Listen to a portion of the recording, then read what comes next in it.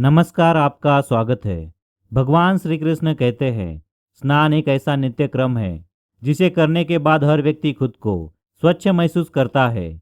आधुनिक युग में स्नान करने की क्रिया में काफी बदलाव आया है। पहले जहां लोग खुले में, नदी में, तालाब में स्नान किया करते थे, वही अब स्नान करने के लिए आधुनिक स्नान घर बनवा रहे हैं, जो पूरी तरह गोपनीय बने रहते हैं। भगवान श्री कृष्ण कहते हैं, स्नान करने से शरीर निरोगी रहता है और मन प्रसन्न रहता है। नहाने से चेहरे की कांति और शारीरिक आकर्षण में बढ़ोतरी होती है। अगर इस नित्य क्रम के दौरान कुछ बातों को ध्यान में रखा जाए तो आध्यात्मिक दृष्टिकोण से भी ज्यादा लाभ पाया जा सकता है। स्नान करने के बाद लोग शुद्ध होकर पूजा पाठ, जप आदि सारे काम करने के योग्य बनते हैं। इसलिए सुबह को ही स्नान कर लेनी चाहिए। शास्त्रों में कहा गया है कि स्नान करने से हमें रूप, तेज, बल, पवित्रता, आयु, आरोग्य, निर्लोभता, तप और मेधा की प्राप्ति होती है। ऐसे व्यक्ति के जीवन में धन धान्य, आरोग्य की कभी कमी नहीं होती है। ऐसे लोग हर मौसम में और हर दिन स्नान करते हैं। शास्त्रों के अनुसार सुबह स्नान करने से पाप का नाश होता है और पुण्य मिलता है। सुबह नहाने वालों के पास भूत प्रेत आदि नहीं फटकते हैं, इसलिए सुबह स्नान करना उचित है। लेकिन शास्त्रों में नहाने के बारे में कुछ नियम बताए गए हैं, जिसका पालन न करने से आपके जीवन में कभी भी दुख, दारिद्र्य और आरोग्य से संबंधित समस्याएं आ सकती है। लेकिन कुछ लोग ऐसे होते हैं जिनको पूरे कपड़े उतारकर स्नान करना पसंद करते हैं, जो कि स्वाभाविक और आम बात है। लेकिन पद्म पुराण में निर्वस्त्र होकर स्नान करना वर्जित माना गया है और साथ ही इसके कई नुकसान भी बताए गए हैं। तो चलिए दोस्तों, जानते हैं कि स्नान करते समय किन बातों को ध्यान में रखना चाहिए। लेकिन उससे पहले दोस्तों, अगर आप हमारे चैनल पर नए हैं तो इस चैनल को सब्सक्राइब कर लीजिए, ताकि आपको ऐसे आध्यात्मिक और रोचक जानकारी वाले वीडियो मिल सके।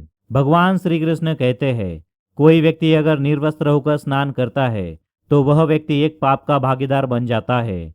पद्म पुराण के अनुसार जब गोपियां नदी में स्नान कर रही थी, तब श्री कृष्ण ने उनके कपड़े चुरा लिए थे और उन्हें पेड़ पर टांग दिया था। जब गोपियों को इस बारे में पता चला तो वे भगवान श्री कृष्ण से अपने वस्त्र वापस लौटाने के लिए प्रार्थना कर रही थी। तब श्री कृष्ण ने उन्हें स्वयं ही जल से बाहर आकर अपने वस्त्र लेने को कहा था। इस पर गोपियों ने प्रश्न किया कि वे नग्नावस्था में कैसे बाहर आ सकती है। तब भगवान श्री कृष्ण ने उनसे पूछा कि अगर उन्हें इतना ही भय था तो वे निर्वस्त्र होकर नदी में स्नान करने ही क्यों गई।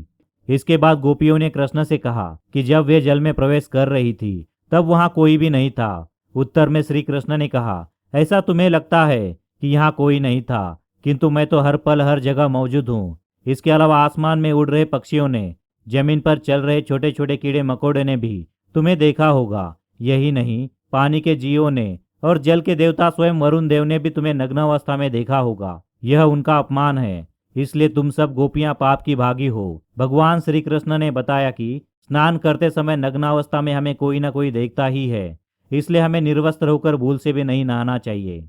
शास्त्रों के अनुसार जब कोई व्यक्ति बिना कपड़े पहने नहाता है तो ऐसा करने से उसका तेज, बल, शौर्य, धन, सुख और क्षमता सभी नष्ट हो जाते हैं।